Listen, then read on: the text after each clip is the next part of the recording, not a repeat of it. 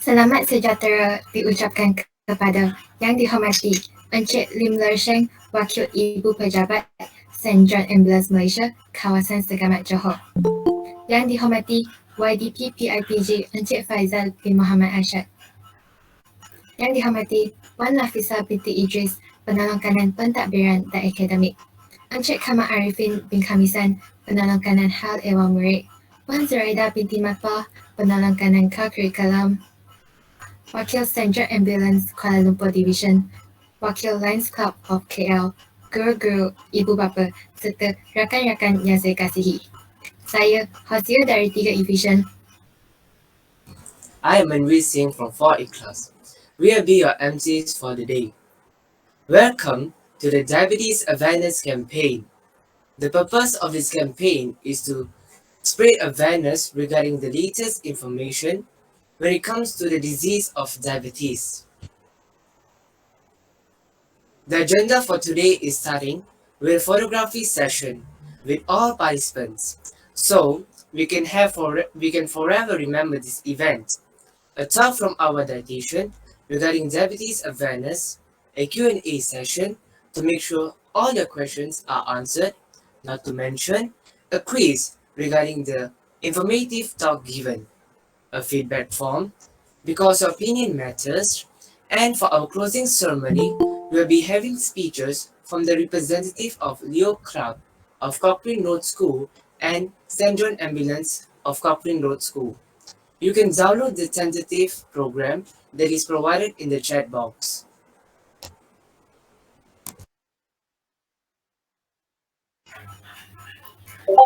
Sekarang dipersilakan Puan Haslina binti Kamari, Pengetua SMK Cochrane untuk menyampaikan ucapan alu-aluan. Dipersilakan. Terima kasih anak-anak SMK Cochrane yang sebagai pengacara pada hari ini. Yang dihormati Encik Lim Ler Sheang daripada St. John kawasan Segamat Johor, YDP PIBG Encik Faizal Muhammad Arsyad, Puan Nafisa Idris Penolong Kanan Pentadbiran, Encik Kamal Arifin Penolong Kanan Hal Ehwal Murid, Puan Zuraida Makpa Penolong Kanan Co-Curriculum, guru-guru ketua bidang, guru-guru Ketua Guru Penasihat Leo Club Encik Lim Seng Ho, Puan Zanaria Ketua Guru Penasihat Kelab St. John Ambulance, ya, pegawai-pegawai St. John Ambulance, ibu bapa, AJK PIBG, guru-guru serta murid-murid yang dikasihi sekalian. Terima kasih Cik Alvin kerana sudi memberikan ceramah kepada warga SMK Cochrane, ya. Seperti yang kita sedia maklum, penyakit diabetes tidak lagi asing dalam kalangan masyarakat Malaysia.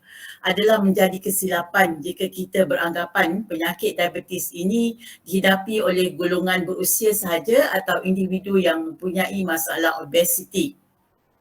Berdasarkan kajian telah dilakukan, didapati berlaku peningkatan kepada bilangan pesakit diabetes di Malaysia yang berumur 18 tahun ke atas.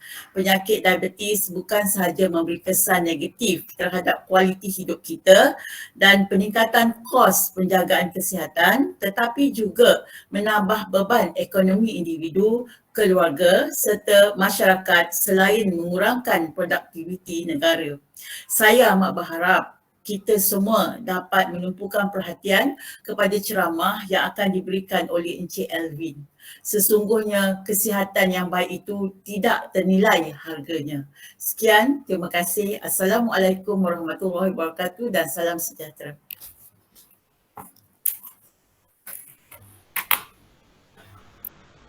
Terima kasih diucapkan kepada Puan Haslina binti Kamari.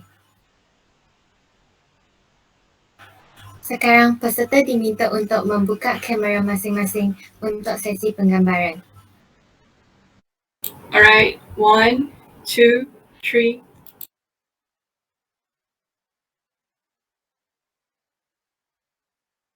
Okay, then.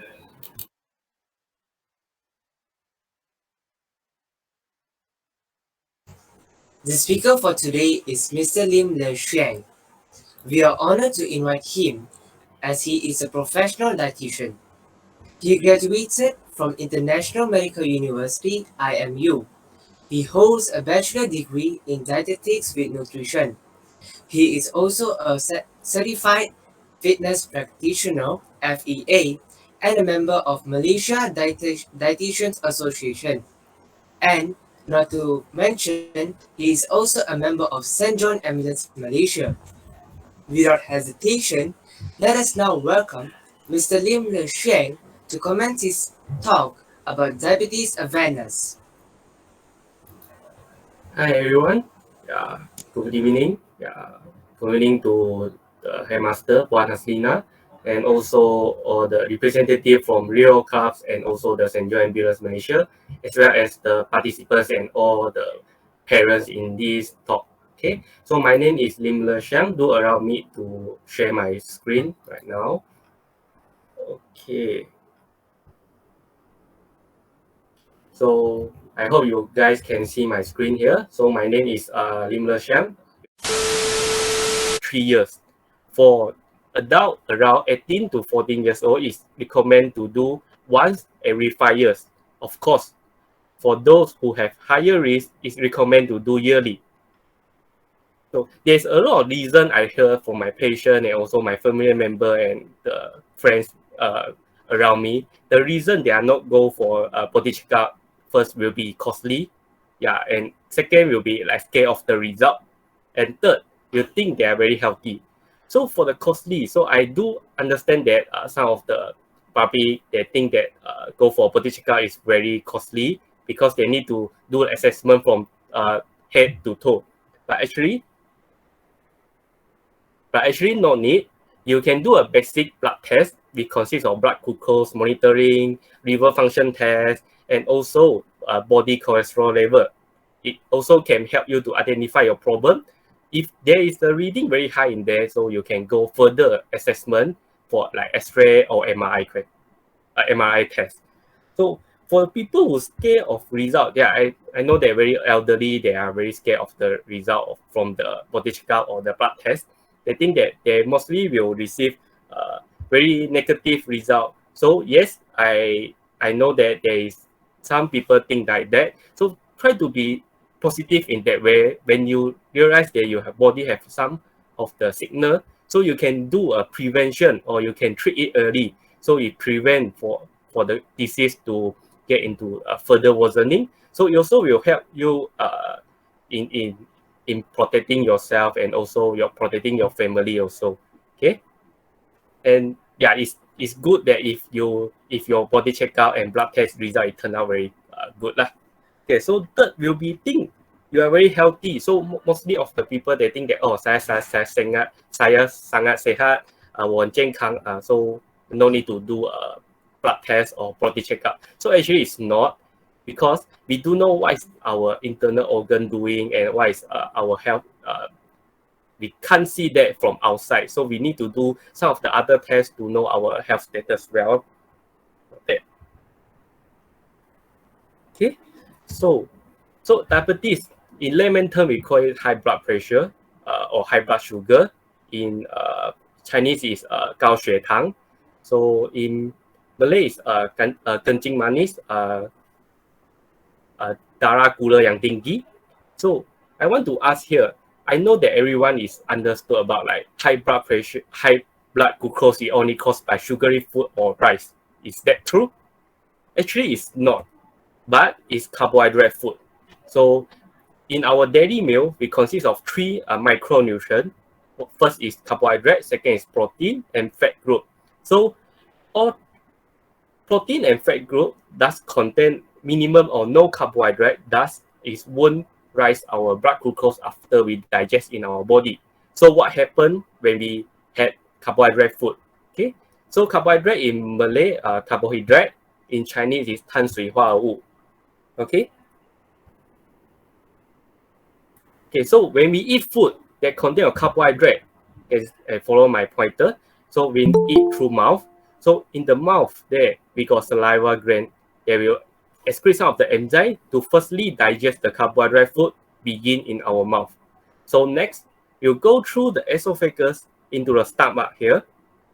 So when carbohydrate food reach our stomach, the digestion of carbohydrate will be stopped. But there, the fat and protein food will start to digest in the stomach. Then next, they will go through to our small intestine. So more and more enzyme from gallbladder and also the pancreas will excrete into the small intestine to help our food to further digest it into a smallest pieces to be absorbed in our body. So once we digest the carbohydrate into smallest, we call it the glucose. So we can see here there's pancreas. Pancreas will excrete one hormone, we call it insulin.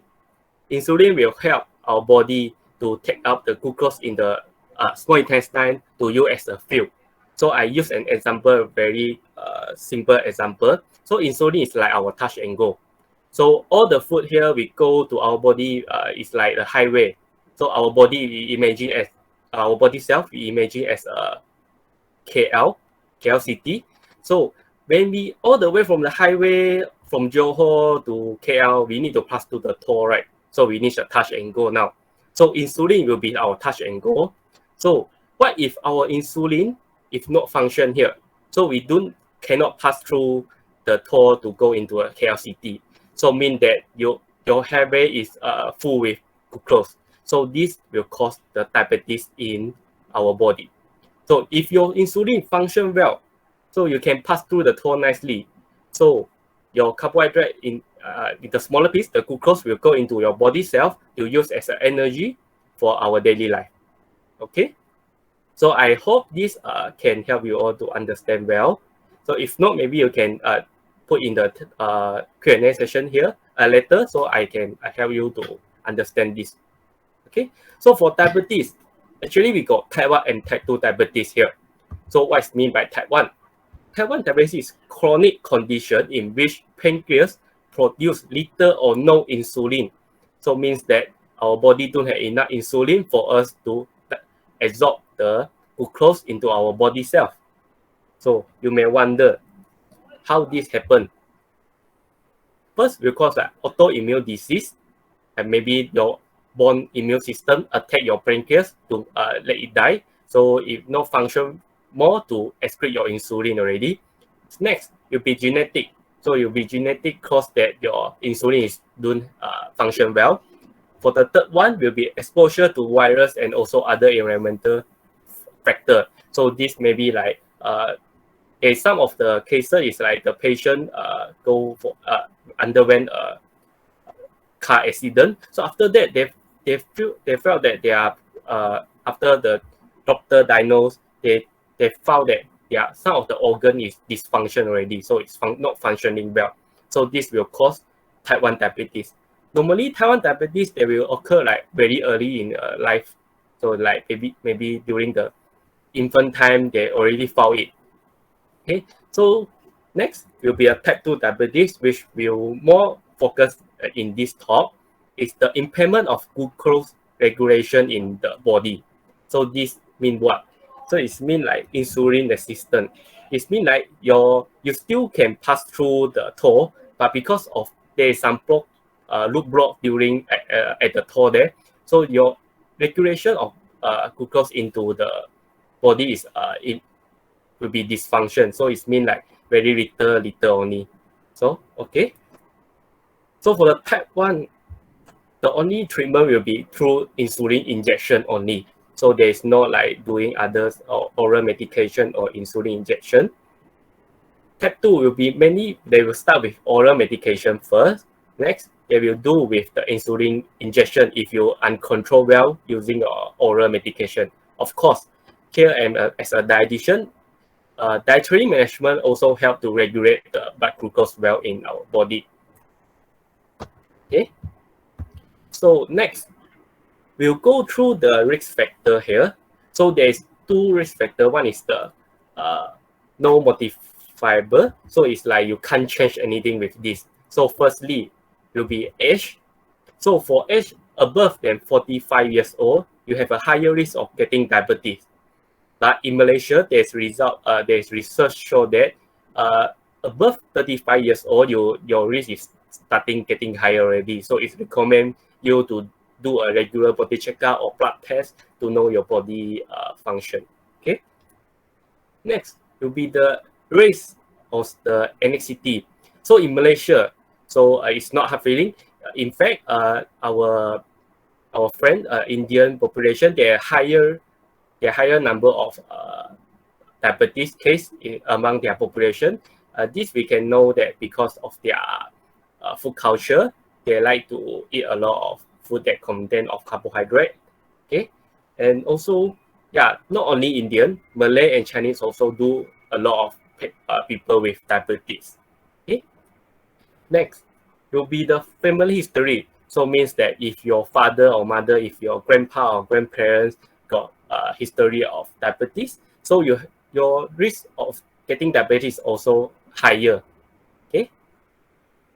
Next will be the polycystic ovarian syndrome. This many occur in female. It's called because they have hormone imbalance, thus that make them have a higher weight and also higher body fat store, as well as they got the fertility issue. They have very hard to get a baby. So this will help them to have increased risk of diabetes because of the higher weight.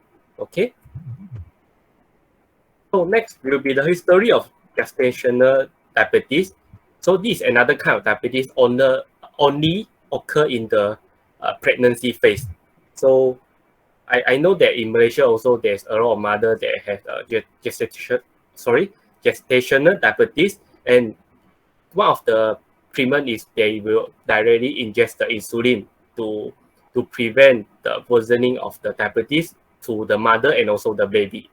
So don't worry, gestational diabetes won't follow you after you give birth, but will increase risk of you getting diabetes. So after delivery, you can go to dietitian or your doctor to take a advanced treatment like a weight loss or change your diet pattern in order to help you to prevent the getting of diabetes.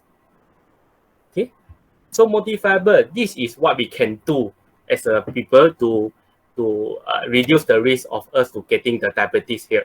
So first will be the overweight and obese. So BMI above than 25 kilo per meter square is you have increased risk of getting diabetes. So maybe mostly all of you wonder how do we calculate the BMI, right? So actually you can take your calculator out. The formula is like this: weight in kilo divide by height in meter divide again height in meter. So this will help you to get your BMI. So I repeat again. You can get ready. So if BMI is weight in kilo divide by your height in meter divide again your height with meter. So in order to get a very nice result, you need to be normal range around 19 to 25 BMI. So below than 19 is also not very good because you are underweight and there's a lot of malnutrition issue. Okay, next one will be the physical inactivity. So these are many reflect the sedentary lifestyle. You have a higher screen time, you're not moving frequent, you are not doing any exercise or physical activity. Okay, so this will also increase your risk of getting diabetes. Next will be the high blood pressure. So we need to control our high blood pressure lower than 120 over 80. So our systolic we need to 120. The above, if you measure yourself using the high blood pressure machine, so need to get the upper is 120, the lower is 80. So, but don't worry, some elderly they will tend with a slight increase of the slight increase of the blood pressure. It is normal because this may caused by their blood vessel already getting old, so they need more pressure to pump the blood to whole body. Next one will be the blood cholesterol. So the normal blood cholesterol you need to maintain lower than 200 mg per deciliter. Don't worry about this reading. You can go for a screening and then we'll see doctor. So they will explain to you what is the result mean. So high cholesterol, they mean also like a lot of body fat accumulate in the body. Thus will will reduce the insulin sensitivity in our body, and thus you can have a higher risk of getting diabetes. Okay, so until here for the risk factor. So I hope you guys can absorb well. Next will be the diagnosis tool to know if you are having the diabetes. So the only and the most accurate one will be the fasting awareness blood glucose. So when we tell about fasting, so you need at least 8 to 9 hours without food and drinks, except for plain water.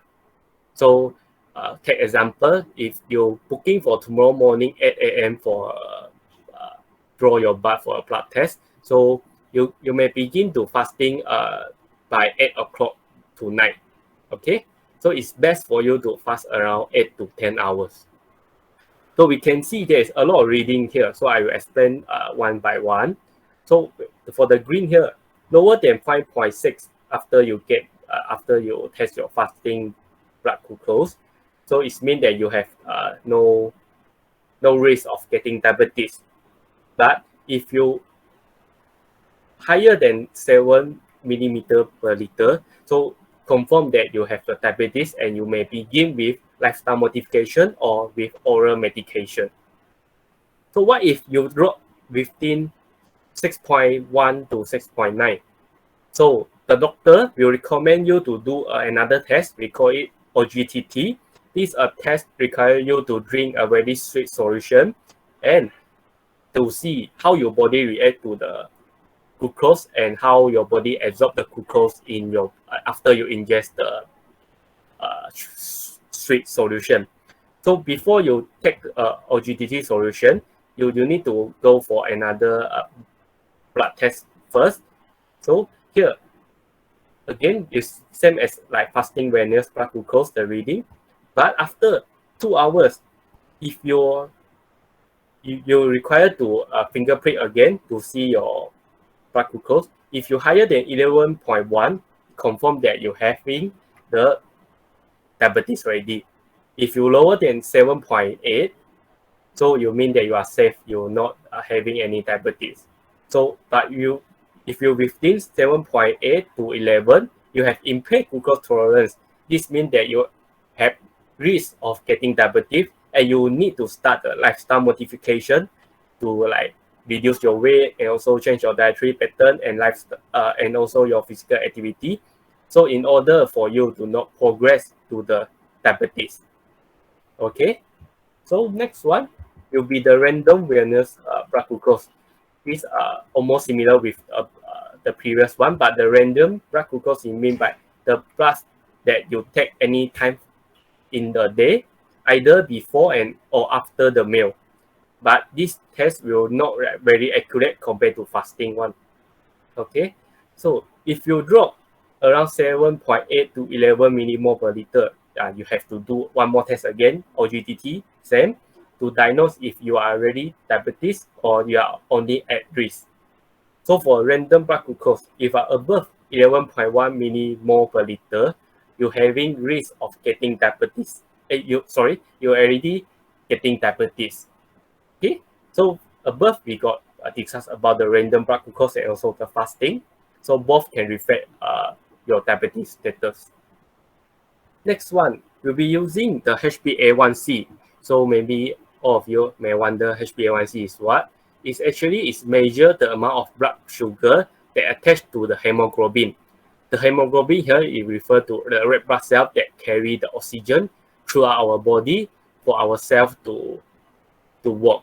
Okay, so at the same time also the blood glucose will attach to this hemoglobin and to go with the blood vessel to hold to the whole body to give the blood glucose to our cells to generate the energy. So this the turnover rate will be 3 months. So every 3 months you can go for a test for HbA1c test to see that if you are having diabetes or you are at risk of diabetes or not. Okay, so if you're around 5.7 to 6.3% of the HbA1c, so you are at risk of diabetes and you may start for the lifestyle modification and also the dietary modification to further decrease your HbA1c level. So for those who having over 6.5%, So you have a higher, so you have already have the diabetes, and you need to control it well to prevent the worsening of diabetes. Okay, so HbA1c always together with the fasting blood glucose to screen for your diabetes status. Okay, it's not only one tools for you, but it's the combination of both, so you get a meaningful data for it. So maybe all of you may wonder what is the symptom if you have a high blood glucose of diabetes. So we will see in these 3P. So first will be the polyuria. So it's frequent urination, mostly during the midnight time. So in Chinese is 很多夜尿, so it's sentiasa rasa nak kencing dalam masa malam. So next will be polydipsia. You refer to like frequent thirst, like very hangat or like very cold. So this is because our kidney play an important role to filter and absorb the excess glucose in our blood vessel. But when you got a very high blood glucose, it makes our kidney to work overtime to regulate the blood glucose.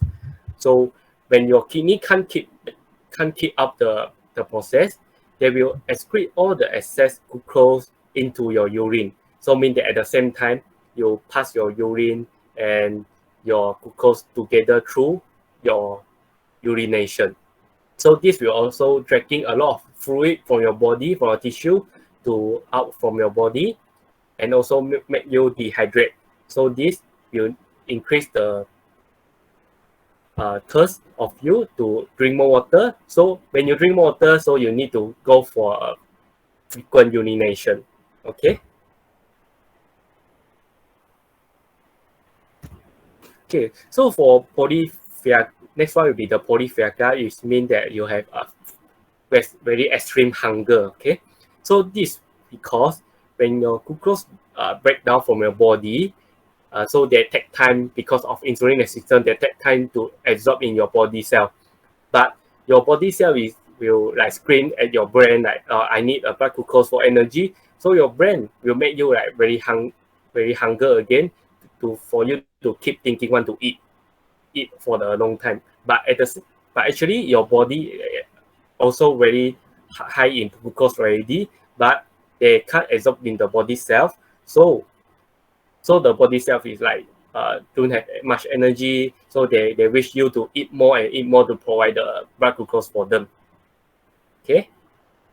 So there's also other symptoms such as unintentional weight loss. This is also because like the blood glucose like, accumulate in the blood vessel for not like absorb in the body self to generate energy. So your body also like degenerate some of the body fat or body muscle to generate the energy for you.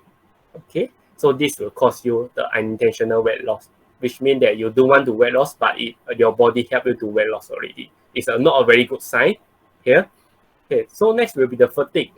So this fatigue because like also your body can't absorb the glucose well, so your body will conserve the energy for you to do any other vigorous activity. So you'll feel like very easy tired. So you like no energy all the time. Next will be the blurred vision. This because the high blood glucose will accumulate in your eye. That will help you to reduce the focus and concentration if you use a lot of your eyes to see something. So this is a very very high risk sign because this may damage your eye in the long term. Okay. So slow healing wound and frequent infection, these refer to most of the major complication. This is because if you have high blood sugar, it will weaken one immune system. So people who have diabetes for a long time may have nerve damage or reduce the blood flow to their limbs or like their hands. So if you increase the chance of infection, at the same time also if you have a wound there, so you reduce the healing of the wound. Okay. I hope you guys can catch the important point there. So there's major complication of diabetes, we put it into two groups. One is the microvascular, another is the macrovascular. Microvascular, we refer to those like small saraf, 小的神经线. So it's like eye, kidney, or we also like our nerve system. So they also will affect by our keep going high blood glucose. So you will damage our eye. So you heard that some of the diabetes patients, they can't see well in a long time. Also, they have they need to go for a kidney replacement or dialysis for after a long time. Also, neuropathy refer to they don't have any sensation of pain. So this is very serious, because when you cut your hand or leg, you don't have feeling of pain, and this will reduce and also to delay your time to treat the wound, and this wound will getting like longer time to heal, and thus you need to cut off your limb. So you may see a lot of drama, and also the life cases. There are a lot of diabetes patients, they cut off their leg or hand to save their life. Okay, microvascular, so brain. So high blood glucose will increase the risk of stroke, and also the risk of getting the heart disease, as well as your limbs. So you increase the risk of getting wound and unhealing wound. So you maybe have a pressure ulcer, maybe have a gangrene. Gangrene refer to those limb that the cell is dead already. You can see whole limb is black color, so they need to cut off in order to save their life. Okay, so above will be all the important point to we see how diabetes occur in our body, and also what is the risk factor of diabetes. So next we'll go for the diabetes management. Okay, here first will be we need to manage our weight. Okay, of course, for those who have higher weight or higher BMI like overweight or obese, you need to reduce your weight to go into the normal BMI. Carbohydrate food management, as you remember in the first time, I said that the carbohydrate food will is the only thing that will increase our blood glucose. So we need to manage the carbohydrate food selection, portion, and the type well. Next one, we need to frequent monitoring our blood glucose if you are having the diabetes. This is also to see that what is the how you're doing with your lifestyle and diet in order to control blood glucose. The next one, the final one, will be the physical activity or exercise. Okay, so for the first one, weight management. So when we talk about the weight management, then we need to understand the concept of weight energy balance.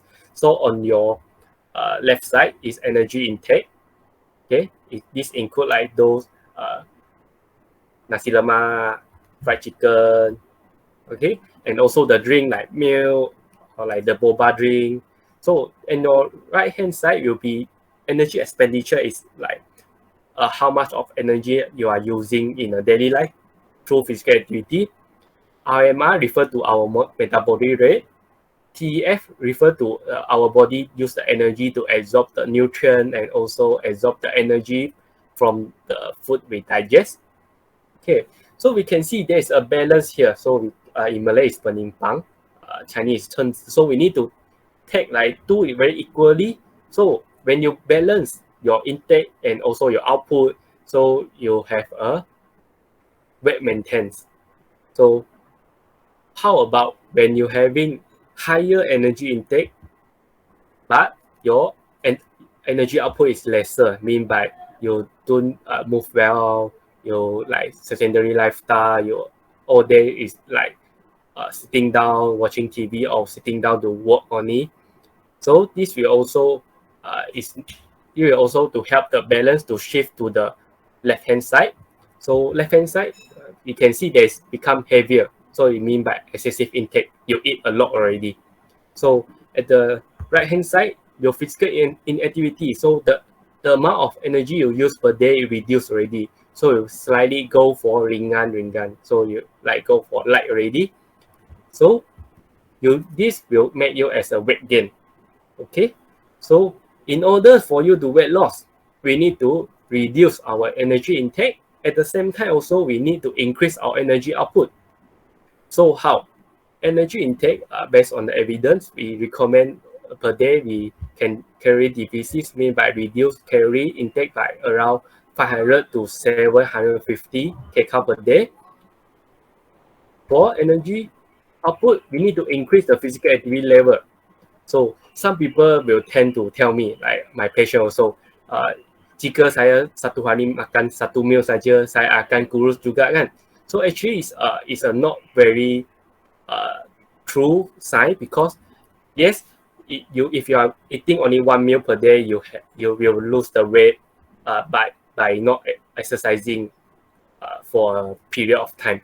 But in a long term wise, your weight won't go further going down or further reduce, because your body metabolic rate they already try to adapt the 1 meal calorie that provide them for a day. So when you have a small amount of food, so our body will want to conserve the energy, so they need to like work slowly. Also metabolic become very slow for them to conserve the energy that you took like one meal per day only, for them to keep going for a daily activity. So in order to lose weight, you need to have a calorie deficit. At the same time, also you increase your physical activity. So there's also another thing that come into all of the public out there. They will eat like those supplements from MLM company, or like those meal replacement, and then they can see the result very fast in reducing weight. So actually, it's not a very good sign also, because mostly of the marketing plan, they will just say, okay, you drink my supplement or you eat my supplement without any food, like in a 14-day only, then you see a result or reduce 10 kilo. So actually, we see in the sustainability and also like persistent in a longer time, it's not a very good sign, because you can't enjoy your food. And also maybe the nutrient you get through the food already reduced, because you only drink the supplement or eat the supplement they provide. So of course, this will help you to lose weight, because you eat a little amount only. Okay. So and actually also there's a lot of marketing plan that you eat this supplement without exercising, so you also can lose weight. So actually it's not a very good sign also, because as I said before this, if you reduce your calorie only by you not moving, so actually it's for you to lose the weight for a shorter time only. So in a longer and longer, we can see mostly of the patient or the people, they will have a higher weight again for after the 14 days of trying the supplement, because they feel that very hard to compliance with the cost or maybe with the taste of the supplement. So they will getting their weight back again. Some even exceed their normal weight. So it's not a very good sign for us as a dietitian or healthcare professional to see this happen. Okay, so by decreasing the energy you take and increasing the physicality is the best way for you for the weight loss. Okay, so many people may wonder like how actually is accurate to weighing ourselves. Okay, so first will be you need to use back the same weighing scale if possible, because there is some deviation from machine to machine or deviation from brand to brand. Okay. Secondly, we'll wear a minimum clothes or light clothes. Best if unclothed in the toilet lah. So it's like don't taking account with your clothes weight already. So third will be the weight after the first bowel movement once you wake up. So after you pass the motion in the early morning, so you can take weighing your scale in the toilet. Okay. So try to weigh on the same day and time. This is because I take example, today will be Sunday. So Sunday morning 8 a.m. you measure yourself. So it's best for you for next Sunday 8 a.m. again to measure yourself, because this we can reduce the deviation there, and also we can see in the 1 week time how is your progress. And most of the patient or my friend also told me they like to weigh themselves like every day. Actually it's not a very good also, because you may like very hard feeling like one day you're up with 1 kilo and then you are very sad, then you don't want to eat for a day, or like you reduce like 0.5 kilo in a day, so you're very happy So you want to eat more in 2 days. So it's not very good sign also, because this 0.5 to 1 kilo, that maybe also because of your motion, you pass your motion, or because like you're dehydrated. So there is a lot of issue during your weighing yourself with such regularly in a week. So it's best for you like once a week or like once 2 weeks to measure yourself. Okay, of course you record down your reading. So when you see your dietitian or you see your doctor, so you can tell them, okay, this is my record for one month time, how much weight I reduce. So the normal BMI, as I told in front, is like around 19 to 25 BMI for normal population to maintain the healthy weight. So you may also wonder how much weight if I lose is considered okay. So if there is a reasonable weight loss, 10% of your weight in 6 months. So for example, you 100 kilo for now. So 6 months later, you maybe need to achieve 90 kilos. Okay, or up to 0.5 to 1 kg per week. So this if you measure yourself like weekly. So for those people who like cutting their weight 20% or like 20 kilo in just 2 weeks time or 3 weeks time, is not a very good, because they might like over restrict their food, or they might like don't want to eat anything in order to lose weight, but after that they're happy with the result, they bounce back again. So when we lose weight, so it's a very long journey, so we need to back with the science and evidence for you to lose weight effectively. So second thing will be carbohydrate food management. So the question here again, so most of the people think that carbohydrate food only like rice, noodle, or like the sugar only. Okay, so they always think that just limit like white rice or limit some bread, they will bring them like health already. Okay, so the first carbohydrate food group will be cereal and grains. This include like bread, pasta, rice, any kind of rice like brown rice, quinoa, basmati, and also the biscuit. Second will be the starchy vegetable. This like mostly a potato, sweet potato, and also like corn, pumpkin, yam. This mostly like those growth underground. They give you a very high of fullness. Okay, next will be the legumes. Legumes here will be like red beans, soya bean, dal, okay, green beans. So next will be the milk and milk product, low-fat milk, full cream milk. We got yogurt, we got cheese. Okay, next fruits like pineapple, those common food that we can find. The last one will be the sugar and their processed food using the sugar. So many may wonder, why legumes and milk product will also under the carbohydrate food? Yes, both of them do have protein also, as known by most of the population out there. But at the same time, they also contain high amount of carbohydrate, which will also broken down into glucose to rise our blood glucose. Okay, so actually, the legumes and milk product, they contain both very high in protein and carbohydrate as well. So sometimes in the protein, so you may see them legumes and legumes and milk product will appear in the example of protein food. Okay, so according to MNT Diabetes, recommended carbohydrate intake for patients with diabetes is around 45 to 60% of their total energy intake. So I take example only, don't copy down this and share with your friend with diabetes, because we need to individualize all these calorie and also the carbohydrate intake to them. Okay, so not like one size fit all. Okay, so let's say if based on 1,005 kcal for 45 to 60%, you got around 11 to 15 units of carbohydrate per day. So you may wonder, how many or how much is 1 unit? So if we see like 1 unit, it equivalent to 15 grams of carbohydrate.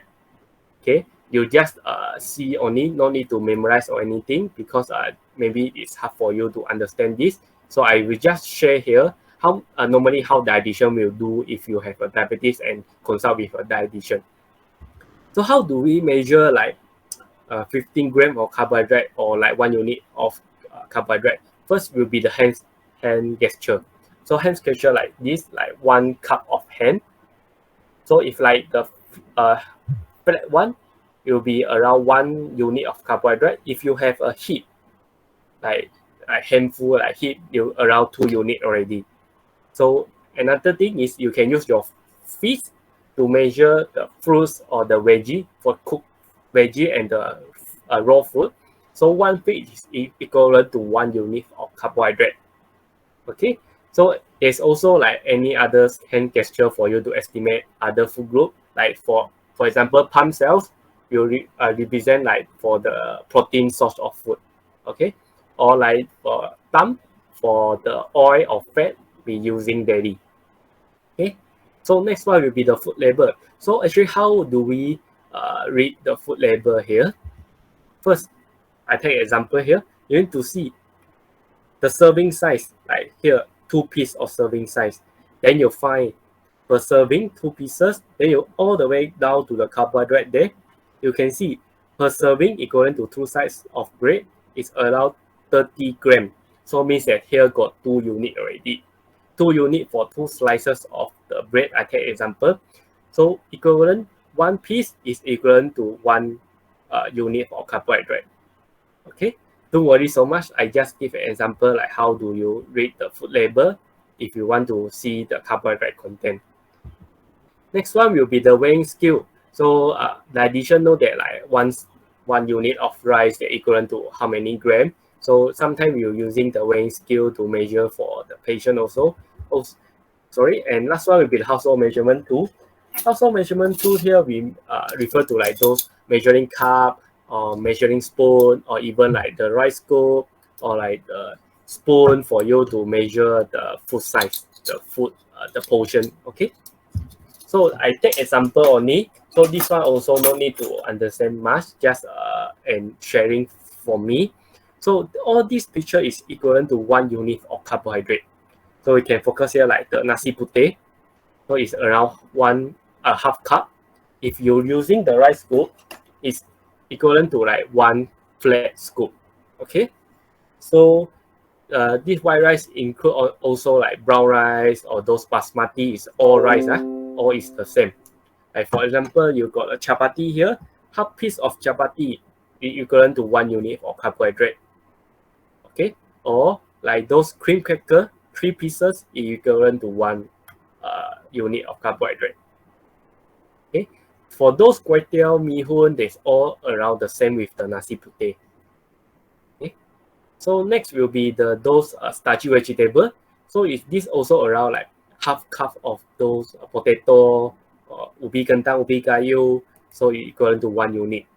Okay, so these are the tools that we use to educate our patient with diabetes. Next, those legume also around like those dal, small bowl of dal with the chapati. Okay, half cup like kacang hijau, half cup also. Okay, next will be the susu and those milk and milk product. If you're using the milk product, it's also equivalent to 4 tablespoon, or like 1 glass of milk, like those normal glass, or yogurt is around half cup like that. Okay, all those is equivalent to 1 unit of carbohydrate. Next will be those sugar like gula pasir, gula perang, those condensed milk. Okay, condensed milk is a sugar, not the milk. So actually, mostly of the parents think that the condensed milk is a milk for them, and they will try to mix a lot of condensed milk to their children. So this will increase their sugar intake. Okay, like those honey, like equivalent to 2 tablespoons. Yeah. So lastly will be those fruits. Fruits like I can say I can use fish for those apple or orange, or like those nanas we can use like 1 potong, or watermelon is also like 1 potong. Okay. So this is just an example for you to understand normally how we teach the patient with diabetes to control their carbohydrate. So there's actually two types of carbohydrate we need to take note. First is the simple carbohydrate. Another will be the complex carbohydrate. So the simple carbohydrate is like breaking down very quickly by the body to use as energy. So the example like the sugar, corn syrup, honey, okay, those are simple carbohydrate. And for the complex carbohydrate, it takes a longer time to break down because their content consists of the fiber. So actually, the fiber also to help you to provide more lasting energy in the body. So for the example for complex carbohydrate, it will be like the oat, legumes, like the wheat flour or wheat-based product like pasta. Okay, so if want to say rice, if rice is like maybe it's the brown rice, they contain of the fiber there. So okay, so what is the benefit of you having a complex carbohydrate? First, they will rich in the important nutrients such as fiber or vitamin B. Yeah, our rice contain a high amount of vitamin B. If we refer to brown rice, they contain even higher compared to white rice. Secondly, will be they take longer time to digest. So when you eat like those oat, you feel like increase your satiety, you feel fullness throughout the day.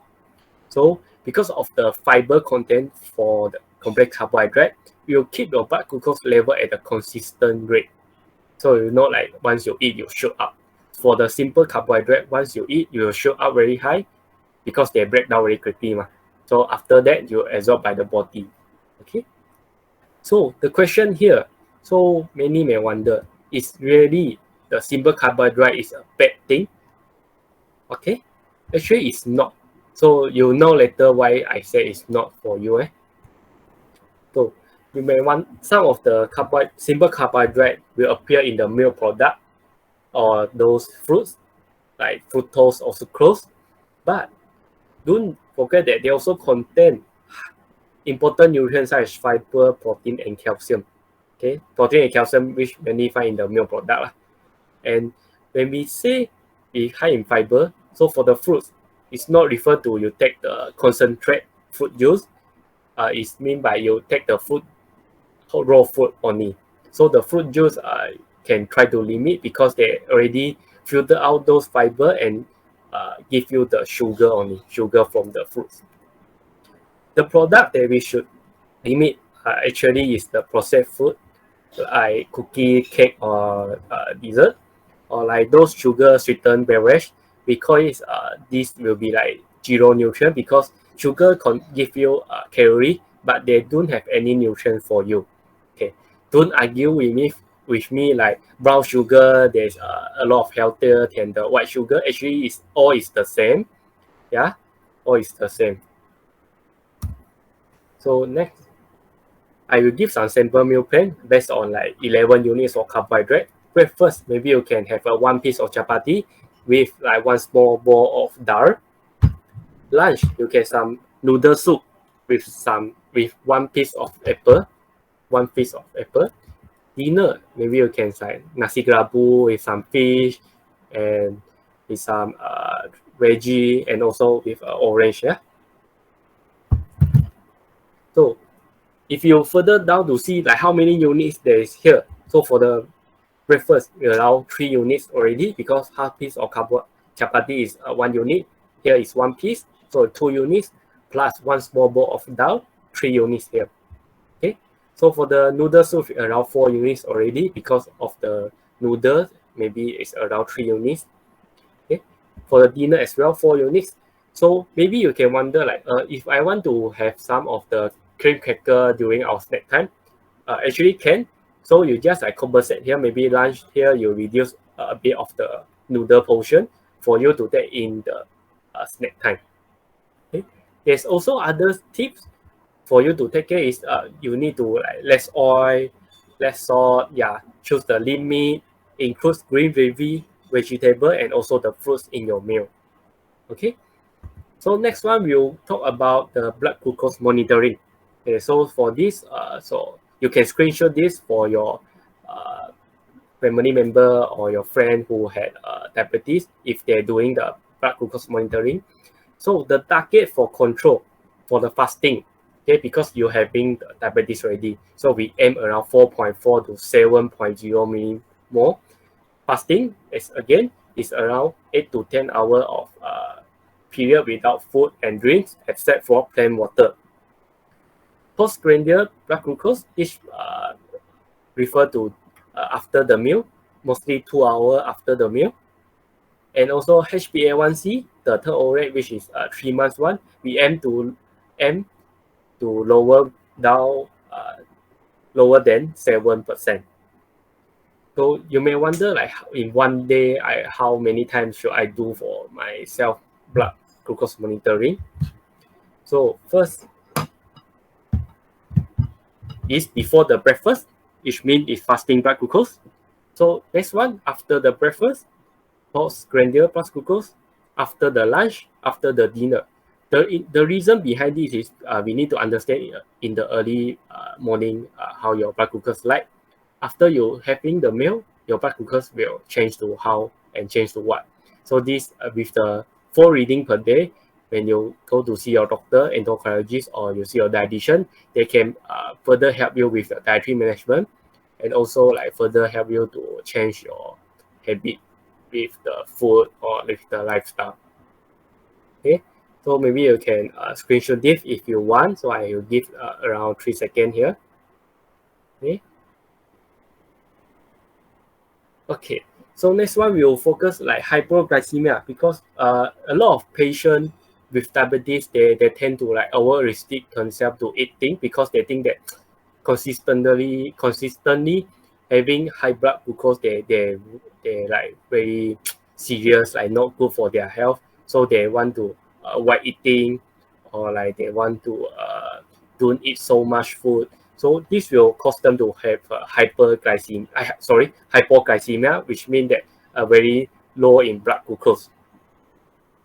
So if you do a glucose monitoring, your random blood glucose lower than 3.9 millimole per liter, it means that you're having hypoglycemia already.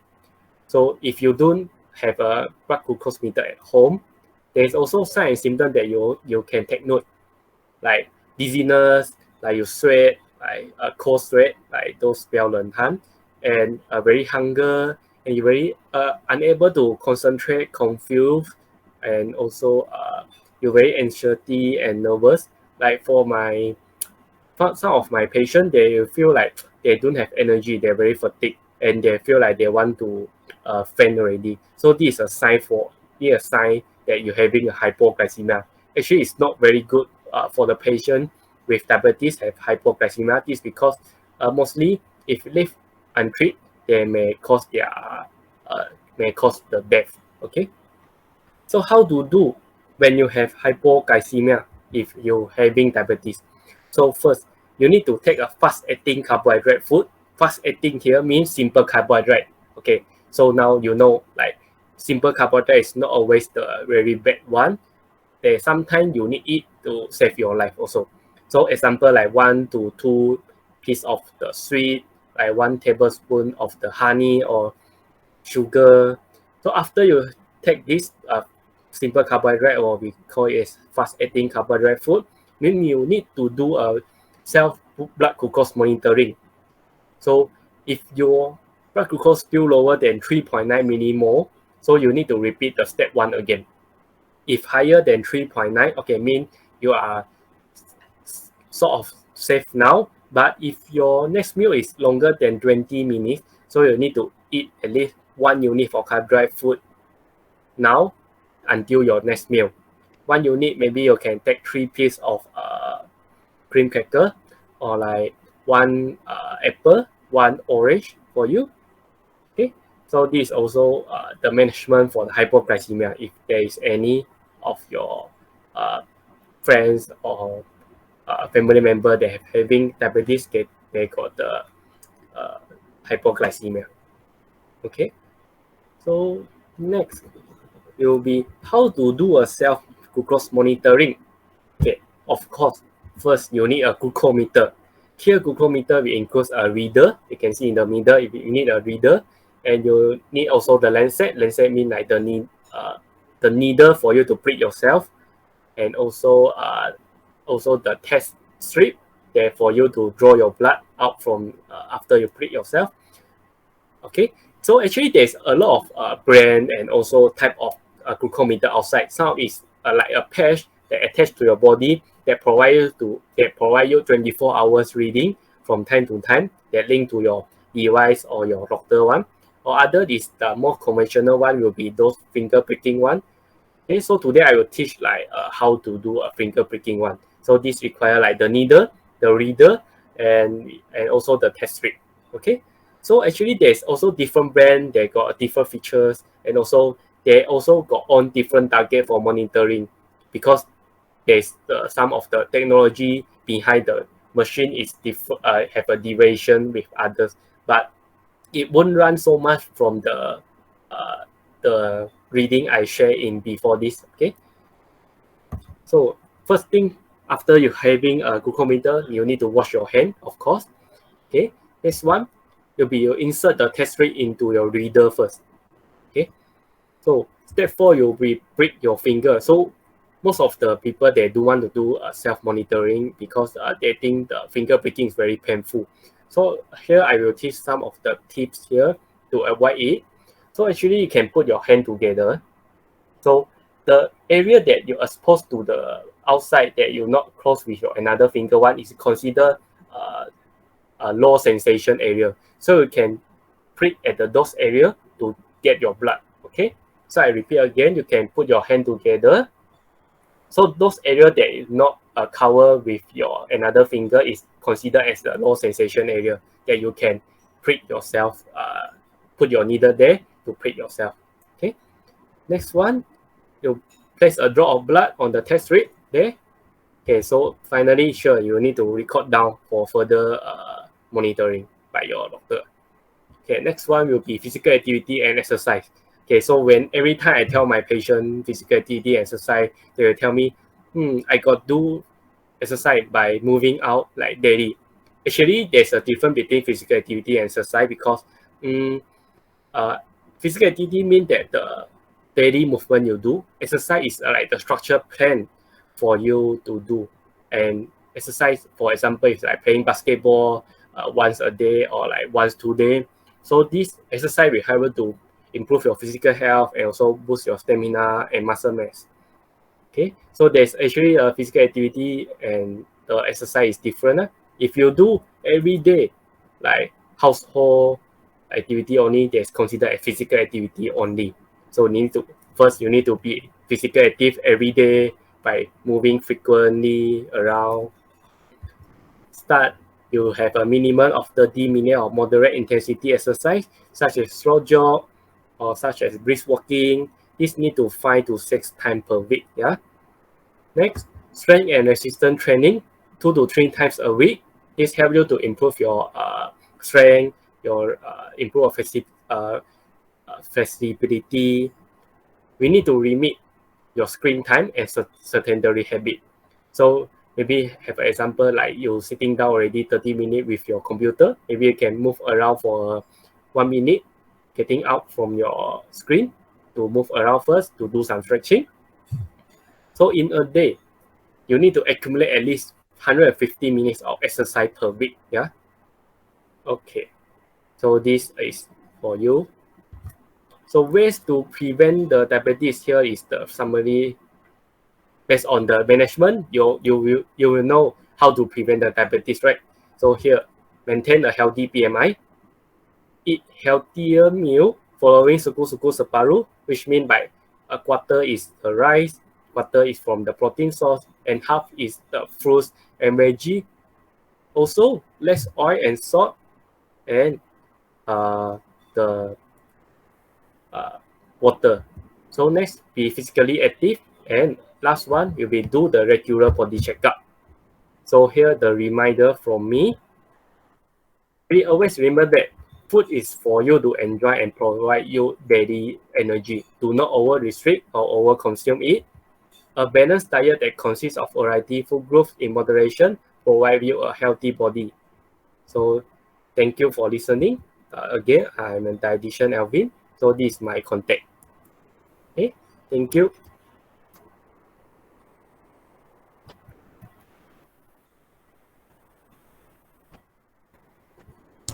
Thank you to Mr. Lim Ler Sheang for the knowledgeable talk. We hope everyone found it as informative as we did. Now, let us move on the Q&A session.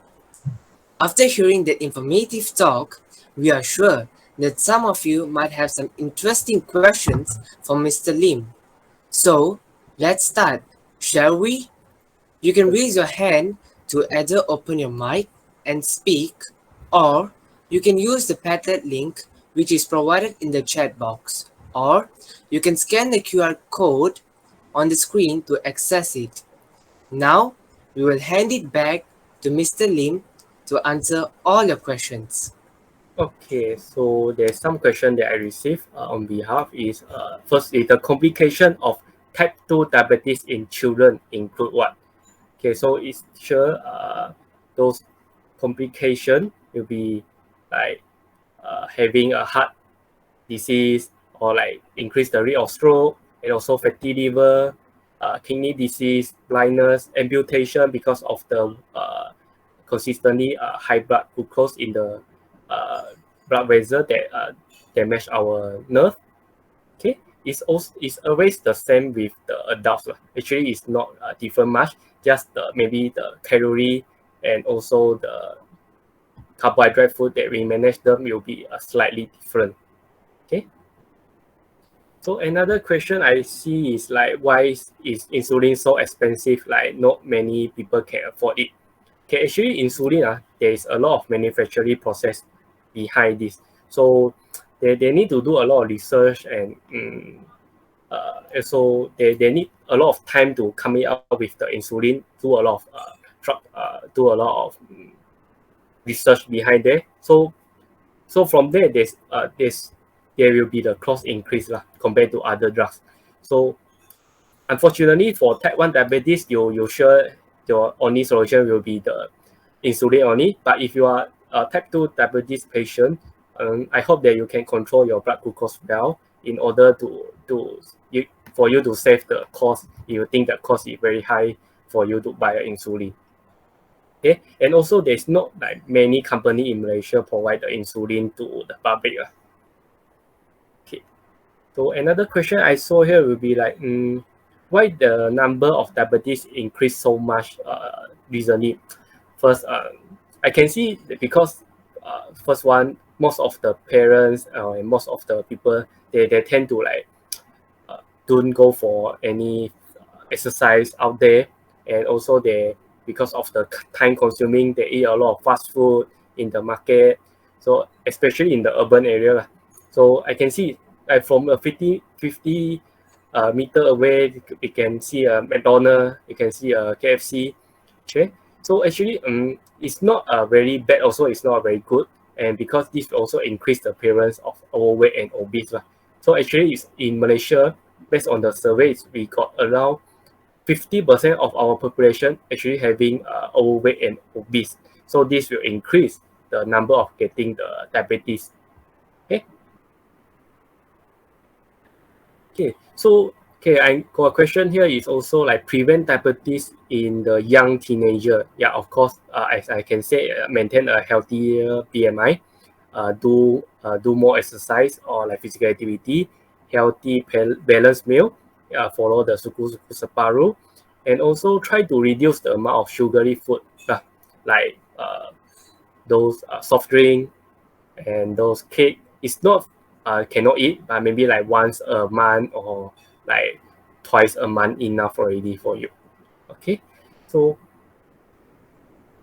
I also understand that it's not like very good or like very easy for you to control it if you dining out with friends, because peer pressure, you share the happiness. Don't feel stressed with that. Enjoy the food, and also if you feel that you eat a lot of sugary food like this week, maybe in the next 2 weeks or 3 weeks, maybe you don't eat for that. So I also received like, how often do we should do the blood test? Okay, so actually for teenagers or adult like lower than the 40 years old, is good for you like once do one blood test every 5 years. But if you have family history of diabetes or other like cancer, so you maybe can do up to at least once a year for that. So for the people who above 50 years old or 40 years old, sure you need more body checkup at least like once a year. Once a month lah. Okay, so is diabetes same as high blood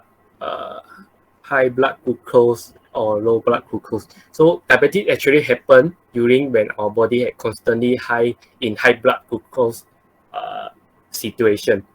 So it caused our body to have an impairment for us to absorb the glucose.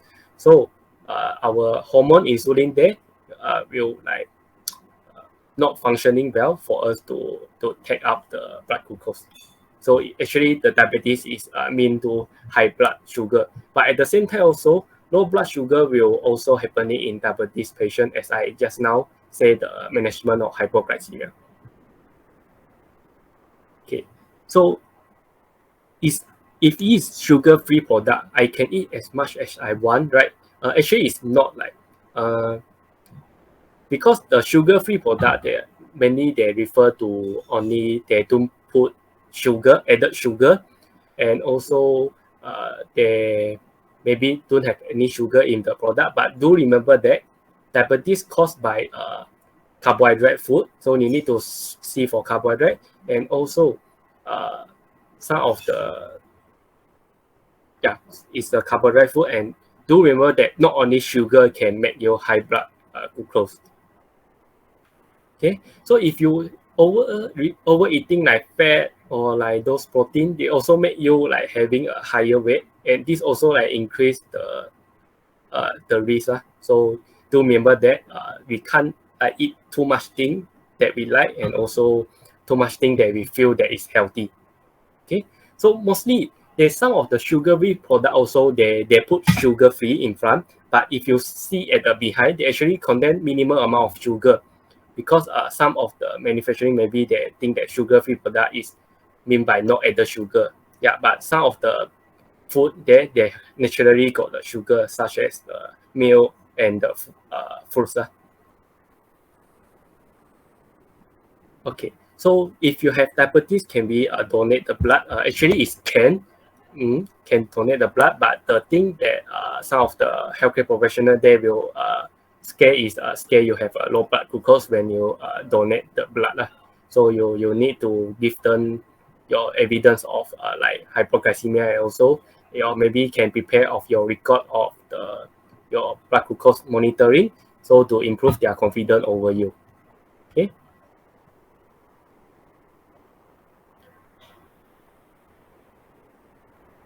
What can I take if I don't have insulin? Okay, so this refer to different kind of patient.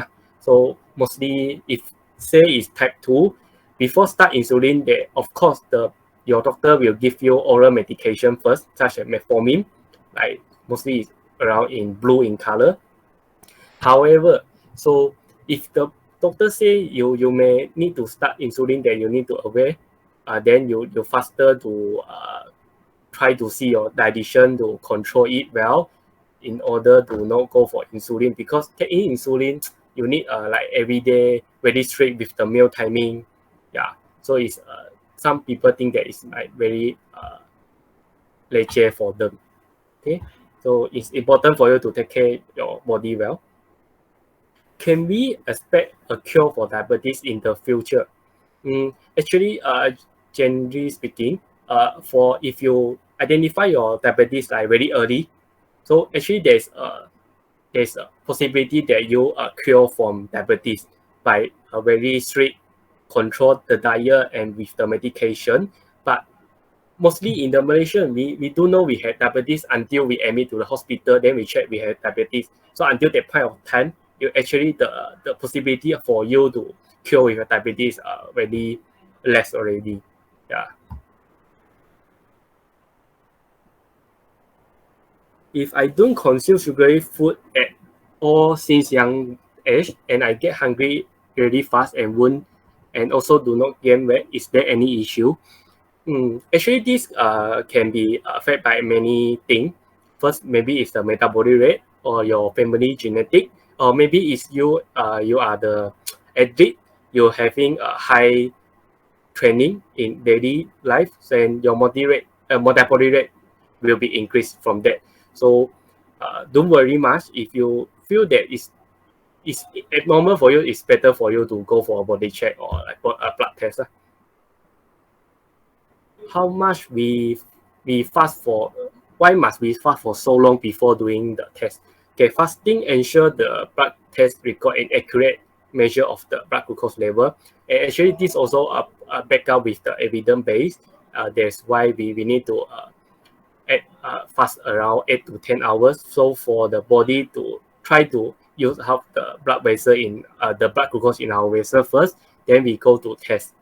Okay, so the fasting blood glucose will be the golden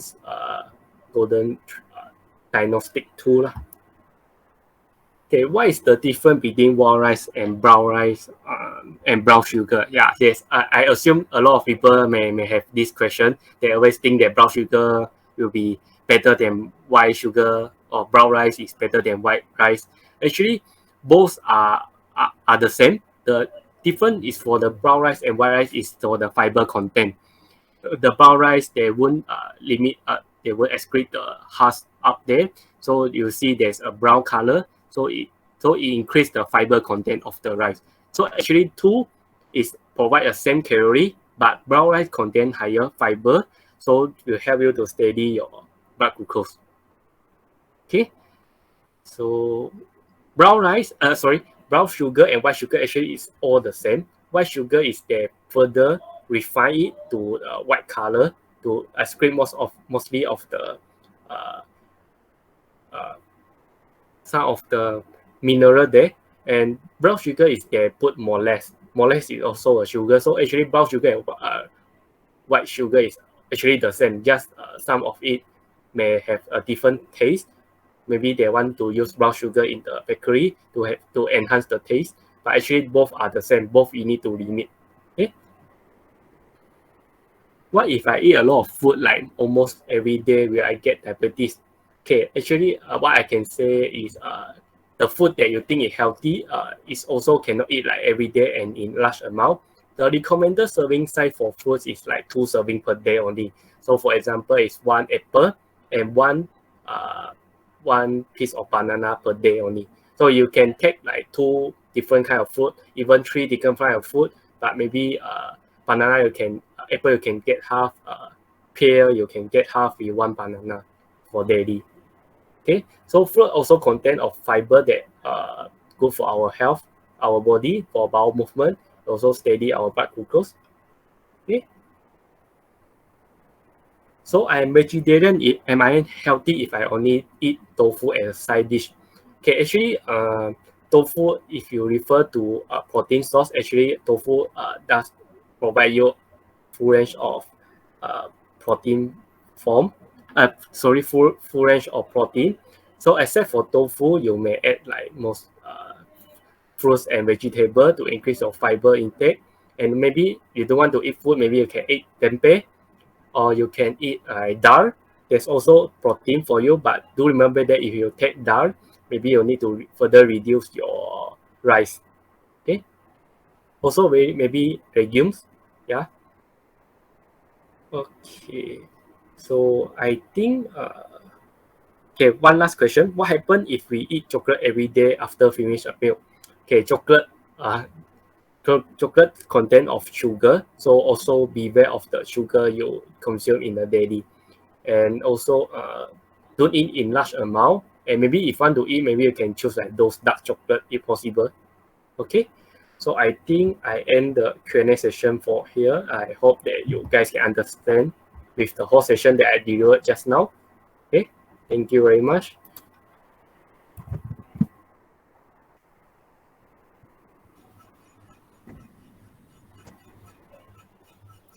Tanpa membuang masa lagi, marilah kita meriahkan program ini dengan mengambil bahagian dalam kuis yang telah disediakan. Button kuis akan diberi dalam bahagian komentar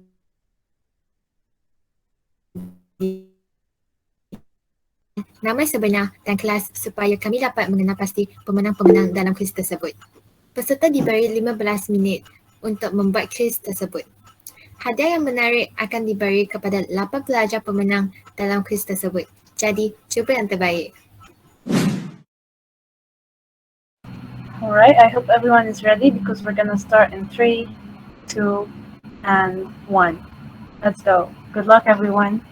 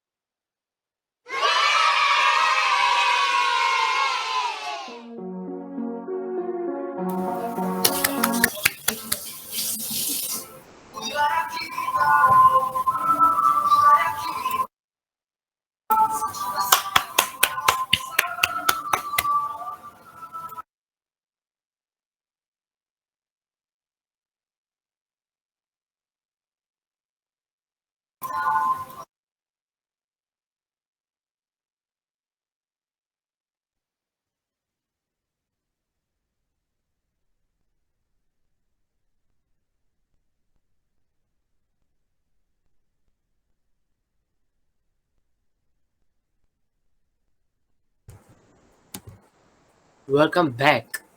We hope you enjoyed the quiz. We are glad to hear you enjoyed it. Now, let us invite the representative of Leo Club of Cochrane Road School, House Women Corps Anak Perempuan Gurmit Singh, to continue with the closing ceremony. Thank you so much, Manwe. Yang dihormati Encik Lim Ler Sheang, Wakil Ibu Penjabat St. John's, Ambulance Malaysia Kawasan Segamat Johor. Yang dihormati YDP PIDG Encik Faizal bin Muhammad Arshad. Yang berusaha Puan Hasina binti Kamari, Pengetua SMK Cochrane. Yang dihormati Puan Nafisa binti Idris, Penolong Kanan Pentadbiran dan Akademik. Encik Kamal Arifin bin Kamisan, Penolong Kanan Hal Ehwal Murid. Puan Zuraida binti Matbah, Penolong Kanan Co-Curriculum. Wakil St. John's Ambulance Kuala Lumpur Division, Wakil Lions Club of KL Host, guru-guru, ibu bapa serta rakan-rakan yang saya dikasihi. Izinkan saya bertutur dalam bahasa Inggeris. Hello everyone, I'm Harsimran Kaur, President and Representative of Leo Club of Cochrane Road School. I would like to express my highest gratitude to Mr. Alvin for giving such amazing informative session just now. A systemic disease like diabetes exists in our daily lives closer than we think, and this talk give us so much of informative on it. A million thanks and appreciation to St. John's Ambulance and Leo Club Board of Community for giving their all in everything, and they do even during the preparation period, directly making this event a huge success. I know that the past few days has been really hectic with the preparation, but our teamwork was exceptional, which lead to the perfection of today's success. As they said, teamwork makes the dream work, and I totally love this phrase. Truly honored to be working with each and every one of you. Once again, from the Leo Club of Cochrane Road School Board of Directors, thank you so much for working with us. We hope this event brings a valuable lesson to everyone. To all teachers, parents, and members, thank you so much for taking your time to attend this talk today. I hope everyone found it as informative as we did. Do leave us a feedback for us to improve as well. We will truly appreciate that. In a nutshell, I would like to thank my family and my close friends for being pillar of my strength. always believing in me and being there for me throughout this entire event and program. That's all from me today. Goodbye and good night.